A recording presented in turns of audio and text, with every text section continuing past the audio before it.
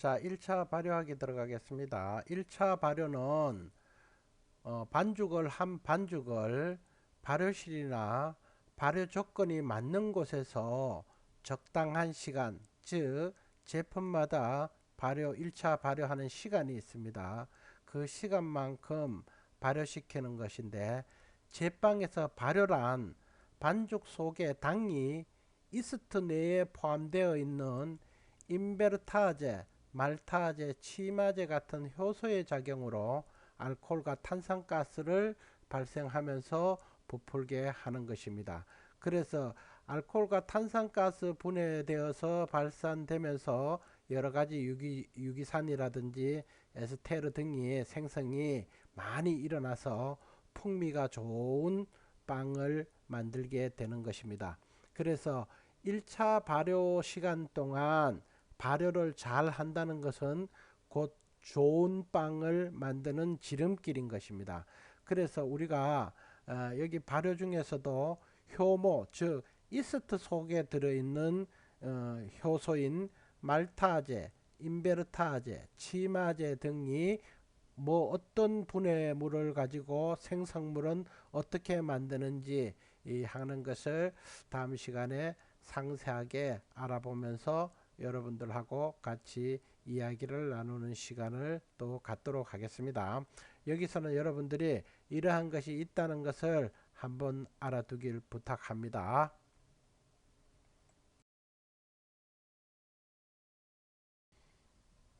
자, 이제 드디어 여러분들이 가장 잘할 수 있다고 생각하는 정형 공정 시간이 돌아왔습니다. 정형 공정은 분할, 둥글리기, 중간 발효, 성형, 패닝 과정을 이야기하는 것입니다. 그 중에서 분할은 제품의 일정성을 유지하기 위해서 똑같은 그람을 유지하기 위해서 하는 것입니다. 그죠? 그래서 원하는 무게만큼 정확하게 측정하여 분할하는 것이 중요합니다. 이때 반죽의 손상을 최소화하여야 되는 것입니다. 그래서 우리가 문제를 하나 보면은 분할을 할 때 반죽의 손상을 줄일 수 있는 방법이 아닌 것은 이런 문제가 있습니다. 분할 과정이 길어지면 나타날 수 있는 결과로서 반죽의 내구성이 나빠지고 불규칙한 무게 측정의 원인이 되며 최종 제품에서 속질이 끈적해지고 껍질색이 나빠질 수 있다 했으면, 분할 과정이 길어지면 반죽 온도가 높으면 바로 손실이 늘어나지 분할 손상하고는 관계없다, 이렇게 생각하는 겁니다. 나중에 문제풀이 할 때 다시 한번 설명하도록 하겠습니다.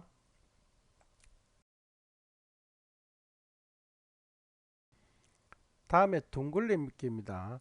둥글리기의 목적을 보면 분할하는 동안에 흐트러진 글루텐의 구조를 재정돈하기 위해서 둥글리기를 하는 것입니다.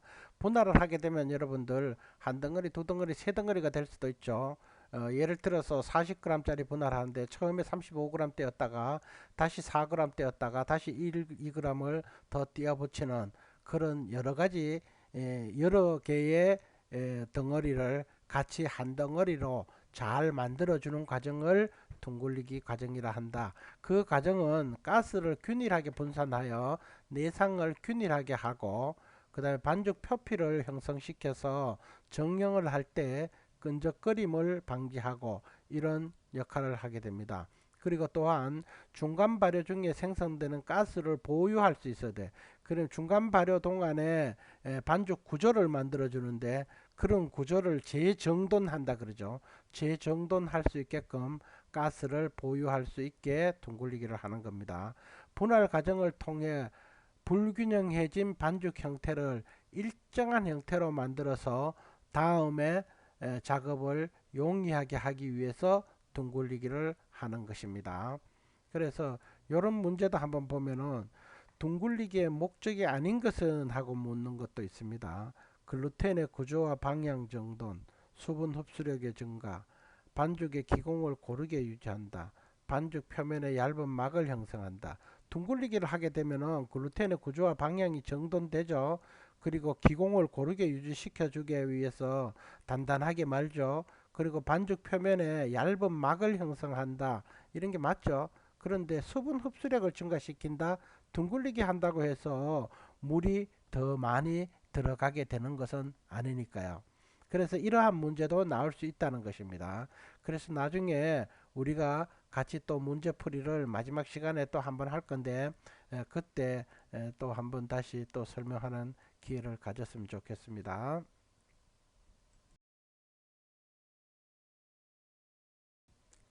자, 다음 분할해서 둥글리게 된 반죽을 다음 성형 공정을 위해서 중간 발효, 약간 발효를 시키는 것을 말합니다.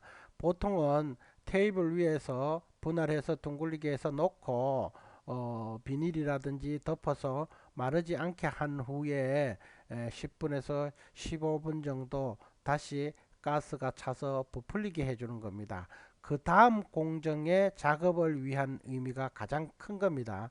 그래서 중간 발효의 목적을 보면 손상된 글루텐 조직의 구조를 재정돈하고 유연성을 회복시켜서 반죽의 신장성을 증가시켜 성형 과정을 용이하게 하기 위해서 중간 발효를 한다. 이렇게 목적으로 나와 있습니다. 흐트러진 탄력성과 신장성을 회복하여 성형 공정인 밀어펴기 과정 중에 반죽이 찢어지는 것을 방지하도록 한다. 이렇게 했습니다. 반죽의 단면은 점착성, 그러니까 붙는 성질이 있어서 이들이 안에 들어가도록 반죽 표면에 얇은 표피를 형성시켜서 끈적거림을 막아주는 거죠.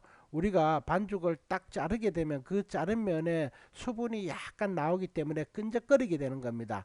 그 끈적거린 면을 안으로 집어넣어서 끈적거리지 않는 표피로 매끈하게 둥글리게 해준다, 이런 뜻입니다. 그래서 이런 데서는 어떠한 기능사 문제가 나오느냐 하면은 제빵에서 중간 발효의 목적이 아닌 것은 이렇게 물을 수가 있습니다. 반죽을 하나의 표피로 만든다. 분할 공정으로 잃었던 가스의 일부를 다시 보완시킨다. 맞겠죠? 반죽의 글루텐을 회복시킨다. 맞겠죠? 반죽 과정 중 찢어지거나 터지는 것을 방지한다. 맞겠죠? 그래서 잃었던 가스를 반죽의 하나의 표피로 만드는 과정은 분할 후 하나의 표피로 만드는 것은 분할 후 둥글리기 공정을 말하는 것을 하나의 표피를 만든다는 거죠. 그래서 중간 발효하는 데서 어떠한 것이 중요한지, 어떠한 것들은 그러니까 둥글리기의 목적인지, 그러한 것을 여러분들이 이해를 한다면 이렇게 넘어갈 수 있겠습니다. 다음으로 우리가 정형하는 것, 모양을 잡는 것을 알아보도록 하겠습니다. 이 모양을 잡는다는 것은 빵마다 다른 모양이 있죠. 그래서 여러분들이 가장 어려워하기도 하고 가장 재미있어 하기도 하는 것이 정형 공정이다, 이렇게 생각하면 좋겠습니다. 그래서 정형 공정 할 때는 먼저 밀어펴기라는 것은 공기를 빼주는 거죠. 그 중간 발효에서 잡아 놓았던 공기들을 일단 어느 정도, 필요에 따라서는 완전하게 빼주고 필요에 따라서는 조금은 빼주고, 이렇게 해서 밀어펴기를 하는 겁니다. 손으로 밀어펴든 밀대로 밀어펴든 그것도 다 밀어펴기의 일종입니다. 그래서 밀어펴기에는 반죽 발효 중 반죽 속에 생긴 공기를 밀어펴기 과정에서 고르게 빼주는 겁니다. 고르게 빼는 겁니다. 다 빼는 것이 아니라 반죽이 찢어지지 않게 주의하여서 점차적으로 얇게 밀어준다. 밀대로 할 때입니다. 성형하고자 하는 모양에 따라서 원형 또는 타원형으로 밀어준다 했습니다. 마찬가지입니다. 손으로 하든 밀대로 하든 이렇게 성형 모양에 따라서 원형으로 밀어펼 수도 있고 타원형으로도 밀어펴기 할 수도 있다, 이런 뜻입니다. 그리고 앙금빵 등은 밀어펴지 않고 손으로 눌러서 기포를 일부 제거한 후에 속 재료를 싸주는 것입니다. 이러한 것들도 많이 있죠, 그죠? 그래서 반드시 밀어펴기에는 여기에 일부의 공기를 빼고 성형 모양을 잡아준다, 이런 뜻입니다. 다음 말아서 모양 잡기, 몰딩이라 하죠. 그래서 밀어편 반죽을 제품의 특성에 따라서 그 모양의 특이한 모양이 있습니다. 그 모양에 따라서 말아주는 과정을 이야기하는 겁니다. 충전물이 있는 것은 충전물이 새지 않게 꼭 잘 싸주는 겁니다. 그리고 그 껍질이 충전물을 넣을 때는 그 껍질의 두께가 똑같게 될 수 있게 여러분들이 신경을 써서 해줘야 되는 겁니다. 앙금빵 등은 반죽의 앙금이 고른 두께로 감쌀 수 있게 주의하여 정형한다 했습니다. 마찬가지로 앙금빵뿐 아니라 다른 충전물도 마찬가지로 겉껍질을 고른 두께로 감쌀 수 있어야 하는 것입니다. 그래서 밀어 펴서 모양을 잡는 것입니다. 몰딩을 하는 것입니다. 그 다음에 이음매 봉하기 했습니다. 말아서 모양 잡기를 할 때 새로 생긴 큰 기포를 없애고 이음매를 단단하게 봉해 주는 겁니다. 터지지 않게. 그래서 이런 것들 할 때 여러분들 펜에 였느냐 틀에 였느냐 뭐 종이컵에라도 였는지 이런 기구를 사용하는 것하고 단순히 철판 위에 올려서 굽는 것하고 약간의 차이가 있다는 것도 한번 생각해 가면서 앞으로 공부해 나가도록 하겠습니다. 충전물이 들어가는 반죽은 특히 주의하여서 충전물이 새지 않게 잘 이음매를 봉해 줘야 됩니다. 이음매 봉하기에만 신경을 써서 반죽을 자꾸 당겨서 봉하다가 보면은 위에 부분이 얇아지게 됩니다. 그러한 점들도 주의해야 될 것 중에 하나입니다. 그래서 정형 공정, 모양을 잡는 공정은 각 제품마다 특색이 있으므로 그 특색에 따라서 만드는 것입니다. 그런데 여러분들 너무 염려할 필요 없습니다. 여러분들은 전문가가 되기 위해서 모였기 때문에 어느 곳에서 일하더라도 그 집의 일을 계속 반복해서 하기 때문에 모양 잡는 데는 크게 신경을 쓸 필요가 없습니다. 한 번, 두 번만 해보면은 다 따라 하게 되고 그것을 계속 반복해서 하는 공정이기 때문에 매일 다르게 하는 것 아닙니다. 알았죠? 그러니까 너무 신경 쓰지 않아도 여러분들 잘할 수 있다는 것 자신감을 가지기 바랍니다. 자, 다음에는 팬에 넣는 것에 대해서 알아보도록 하겠습니다.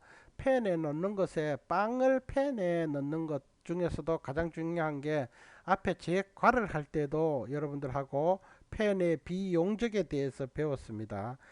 빵도 마찬가지입니다. 빵에서는 특히 산형 식빵과 풀먼 식빵의 비용적에 대해서 여러분들 대충 외워놔야 됩니다. 산형 식빵은 조금 반죽이 많이 들어가도 상관없겠죠. 풀먼 식빵에 비해서 용적률이 작으니까 아무래도 조금 많이 들어가도 상관없고 용적률이 크면은 반죽을 줄여야 되는 겁니다. 그 이유는 바로 산형 식빵은 위로 봉우리가 나오기 때문에 조금 많이 해도 부푸는 공간이 충분하기 때문에 괜찮고 풀멍 식빵 같으면은 산형 식빵보다는 조금 덜 집어야 되는 이유가 바로 뚜껑이 닫혀 있기 때문에 너무 많으면은 밖으로 삐져 나온다든지 하기 때문에 약간 덜 집어 넣는 겁니다.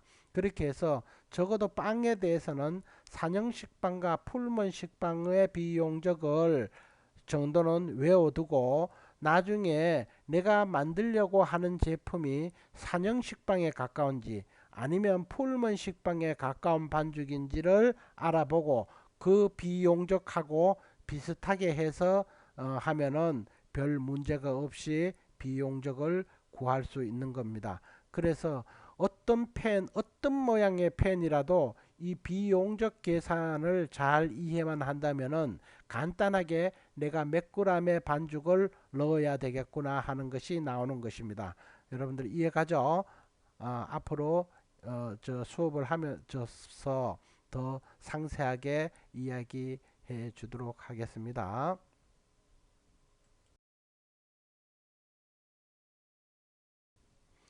자, 2차 발효하기에 들어갔습니다. 이제 모든 것을 다 만들어서 팬 속에 넣든가 철판 위에 팬링을 한 후에 발효실이나 그리고 기타 발효에 적당한 장소에서 발효를 하는 것입니다. 그럼 여기에서는 2차 발효의 목적에 대해서 한번 알아보도록 하겠습니다.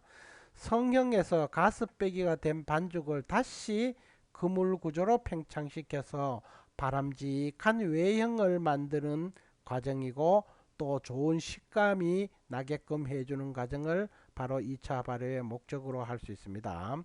그리고 알코올 유기산 및 그 외의 방향 물질이 생성되어서 향이 좋은 제품을 만들 뿐만 아니라 글루텐에 작용하여서 신장성과 탄력성을 높여서 오븐 팽창이 잘 일어나도록 역할을 하는 것이 바로 적당한 2차 발효라는 것입니다.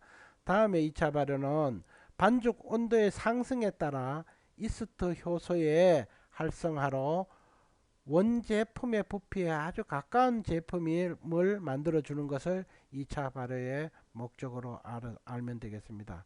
그러면 우리가 가장 어려워하는 것이 여러분들이 2차 발효의 완료점을 찾아보는 것입니다. 2차 발효의 완료점은 보통을 얘기하는 겁니다. 보통 모든 빵이 다 그러는 것은 절대로 아닙니다. 2차 발효의 완료점은 처음 부피의 3, 4배로 부풀었을 때 했습니다. 그리고 완제품의 7, 80%까지 발효되었을 때를 적정 발효점으로 한다 했습니다. 그리고 또 한 가지 여러분들이 2차 발효의 완료점을 찾는데 여러분들 그거 잘 하죠. 팬을 꺼내 가지고 살살 흔들어 보면은 위가 찰랑찰랑 반죽이 흔들릴 때 그때가 바로 2차 발효의 완료점이 아닌가 생각하는데, 자, 모든 제품의 특색에 따라서 약간의 차이가 있다는 것, 요것만 알면 되겠습니다.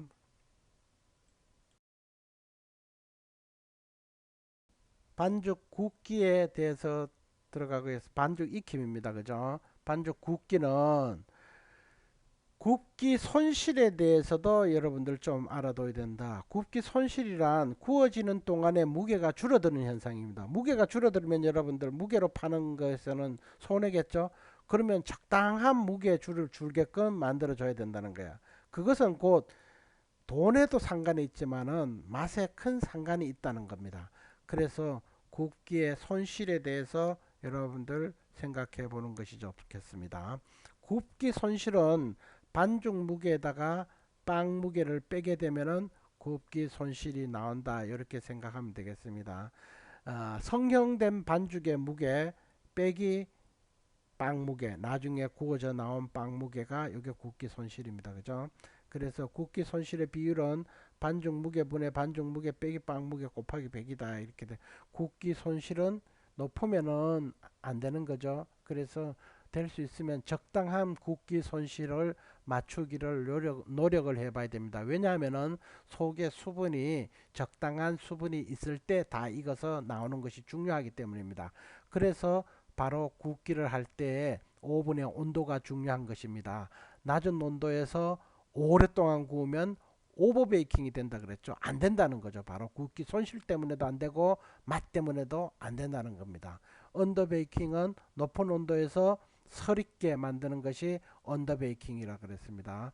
여러분들 오버 베이킹이라든지 언더 베이킹은 지난 시간에 문제 풀이에 의해서 여러분들 출첵에 의해서 보낸 적이 있죠. 여러분들. 그래서 여러분들 잘 이해하고 있으리라 생각합니다. 앞으로도 몇 번 더 이야기를 하도록 하겠습니다. 그 다음에 굽기를 할 때 팬이 필요하잖아요. 그런데 요즘 팬은 아주 좋습니다. 팬과 제품의 이형성이 좋다는 것은 잘 떨어진다는 이야기입니다. 좋지만 팬의 수명을 높이고 열의 흡수를 좋게 하여 잘 구워지게 하려면은 팬 굽기가 팬을 굽는 겁니다. 여러분, 빵을 굽는 것이 아니라 팬 자체를 매일 물로 닦고 이렇게 하다가 보면은 팬의 이런 이형성이 안 좋게 되는 겁니다. 그래서 팬 굽기에 의해서 이형성을 높여서 좋은 팬을 만드는 과정입니다. 이것이 팬 굽기의 방법으로는 밑에 써놨습니다. 이래서 이러한 것들은 여러분들이 한번 다시 검토해보고 팬 굽기의 방법도 알아놓는 것이 괜찮다, 이렇게 생각을 하겠습니다. 한번 읽어보겠습니다. 팬을 마른 천으로 닦아서 기름기와 더러움을 제거한 후에 기름을 바르지 않고 그냥 팬을 280도 좀 강한 불에다가 이렇게 넣어서 굽습니다. 빵 틀은 280도, 철판은 220도 이상에서 1시간 동안 그 오랫동안 거의 태우는 겁니다. 팬을. 그렇게 한 후에 60도씨 이하로 팬을 냉각시킨 후에 팬 기름을 살짝 바르고 다시 그 팬 기름이 살짝 탈 정도로까지 굽는 것을 바로 팬 굽기라 합니다. 그러고 난 이후에 꺼내서 다시 기름을 살짝, 아주 살짝입니다. 여러분들 기름이 막 이렇게 번들번들하게 하는 것이 아니라 얇은 우리 천이라든가 이런 걸 가지고 기름을 살짝 발라 가지고 안 보이듯 보이듯 이렇게 팬에 기름칠을 하고 난 후에 보관해 놨다가 나중에 쓰게 되는 겁니다. 그렇게 하면 팬과 제품에 잘 떨어지는 이형성이 좋아지고 팬의 수명이 길어지는 것입니다. 이것도 여러분들 한 가지 알아두면은 나중에 여러분들이 가게를 운영할 때는 이런 기구라든가 이런 것들도 많이 아끼고 싶겠죠. 그죠? 그래서 여러분들이 이런데 적극 활용하기를 부탁합니다.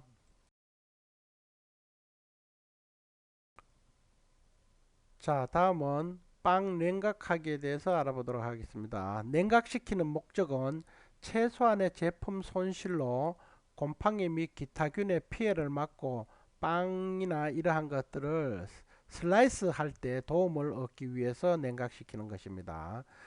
굽는 빵은 껍질 12%, 빵 속에 45%의 수분을 품고 있을 때까지 식혀주는 겁니다. 대체로 냉각 온도를 35도에서 30, 40도 가까이 이렇게 하고 수분 함량은 38% 정도로 낮춰낼 때까지 식혔다가 포장을 하거나 슬라이스를 하거나 하는 것입니다. 빵의 온도가 높을 때 수분은 내부에서 껍질 부분은 빠르게 이동되고 껍질에서 대기중으로 증발되는 속도는 빵과 대기중의 수증기 압의 차이에 의해서 영향을 받는다 했습니다. 이것은 쉽게 얘기해서 건조한 날씨는 빨리 드라이가 되기 때문에 그러한 것을 생각해서 냉각시켜라 이런 뜻입니다, 여러분들. 그리고 냉각에 관한 이러한 문제도 있다는 거 한번 풀어보도록 하겠습니다. 냉각 손실에 대한 설명으로 틀린 것은 해놨습니다. 식히는 동안 수분 증발로 무게가 감소하는 것을 냉각이라 한다 그랬죠. 여름철보다 겨울철에 냉각 손실이 크다. 당연하겠죠. 겨울철이 건조하죠. 그죠? 그래서 겨울철에 냉각 손실이 큰 겁니다. 상대 습도가 높으면 냉각 손실이 작다 했는데 습도가 높으면은 냉각할 때 수분이 덜 줄겠죠. 그래서 그렇고 냉각 손실은 5% 정도가 적당하다 했는데 5%는 너무 많답니다. 냉각 손실은 평균 2%의 무게 감소가 일어난다 했습니다. 이러한 문제도 낼 수 있다는 것을 여러분들 생각하면 되겠습니다. 일단 자, 다음 포장하기에 대해서 그냥 간단하게 알아보도록 하겠습니다. 슬라이스하고 장식하고 포장하는 거죠. 그죠? 그래서 이러한 것들은 우리 뒤에서 조금 더 알아보기를 하고 사실 우리가 만들고 하는 데는 이것은 그렇게 중요하게 생각하지 않지만 실제로 중요한 것도 많이 있다는 것 여러분들이 생각해야 되는 것 이렇게 생각하면 좋겠습니다. 더구나 여러분들이 경영자가 될 때는 아주 크게 생각해야 될 부분이 이러한 부분이라는 것도 한번 생각해 가면서 나중에 추가로 수업에 임하도록 하겠습니다. 여기서는 우리가 이런 포장하기의 문제를 한번 보도록 하겠습니다. 다음 중 빵 포장재 특성으로 적합하지 않은 성질은 했습니다. 위생성, 포장재는 위생성 있죠. 보호성, 작업성, 단열성이라고 했습니다. 그래서 빵 포장지는 위생적이며 제품을 보호할 수 있고 작업성이 좋아야 한다 그랬습니다. 단열성, 열을 차단해야 한다. 뭐 여기까지는 뭐 열을 빵 포장지에 열까지 차단하면은 뭐 어떻게 해야 되겠습니까? 그래서 여러분들 단열성까지는 아니다 이런 뜻으로 생각하면 되겠습니다. 그리고 다음으로 제품 포장하는 목적이 아닌 것은 했습니다. 미생물에 의한 오염 방지다. 노화를 지연시킨다. 수분 증발을 촉진한다. 수분 증발을 촉진하는 것이 아니라 감소시키겠죠. 그래서 노화를 지연시키는 겁니다. 수분 증발을 촉진하려면은 포장하지 않고 건조된 것에 갖다 놔버리면은 수분 증발이 촉진되겠죠. 그리고 상품 가치는 향상시키는 게 맞겠죠. 그리고 포장하는 목적이 아닌 것은 수분 증발을 촉진시킨다. 이것은 아니라는 거죠. 그래서 포장하기에도 이러한 문제를 만들 수 있다는 것, 우리가 풀어야 된다는 것, 이렇게 알아두면 좋겠습니다.